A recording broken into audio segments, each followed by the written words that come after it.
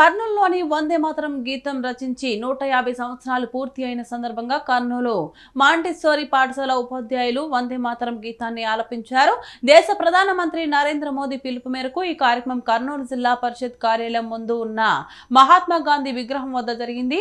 వందే మాతరం గీత రచయిత బంకిం చంద్ర చటర్జీ ఉపాధ్యాయులు ఎలాంటి పరిస్థితిలో వందే మాతరం గీతాన్ని రచించాల్సి వచ్చిందో రాధికా టీచర్ వివరించారు. వందే మాతర ఉత్సవాలను నవంబర్ 2026 సంవత్సరం వరకు జరపాలని నిర్ణయించారు. ఈ సందర్భంగా మా పాఠశాల ఉపాధ్యాయ బృందంచే వందే మాతర గీతాలాపన, మా పాఠశాల స్వర్ణోత్సవాల సందర్భంగా 50 మంది ఉపాధ్యాయులు వందే మాతర పూర్తి గీతాన్ని పాడుతున్నారు.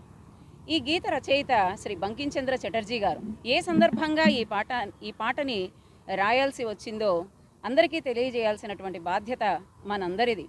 ఆంగ్లేయుల దాష్టీకానికి గురై అవమానం భరించలేక ఆ బాధ నుంచి జాలువారినదే ఈ వందే మాతర గేయం. నల్లవాడివి నీకెందుకు పల్లకి దిగిపొమ్మని ఆంగ్లేయులు పరిగెత్తుకుంటూ వస్తున్నారు. ఆ పల్లకిలో ఉన్నది మన బంకిం చంద్ర చటర్జీ గారు.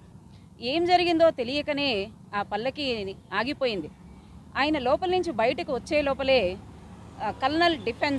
లెఫ్టినెంట్ కల్నల్ డిఫెన్స్ అతని ముఖంపై పిడిగుద్దులు గుద్దారు. వెంటనే అతను కింద పడిపోయాడు. దాని నుంచి లేచే లోపలే పక్క నుంచి ఒక స్వరం వినపడింది. అతను బెంగాల్ మెజిస్ట్రేట్ అని చెప్పారు. వెంటనే అతను అయితే నాకేంటి అని గట్టిగా అరిచారు. ఆ తర్వాత నీవు ఇది చేయడం సబబు కాదు అని చెప్పే లోపలే నీకు అనవసరం అని మళ్ళా దూషించారు. నువ్వు ఇంతకింత రెండింతలు అనుభవిస్తావు అని చెప్పి అతను పైకి లేచారు. వెంటనే అతను కోర్టులో ఇతనిపై కేసు నమోదు చేశారు. వెంటనే విచారణకు పిలిచారు.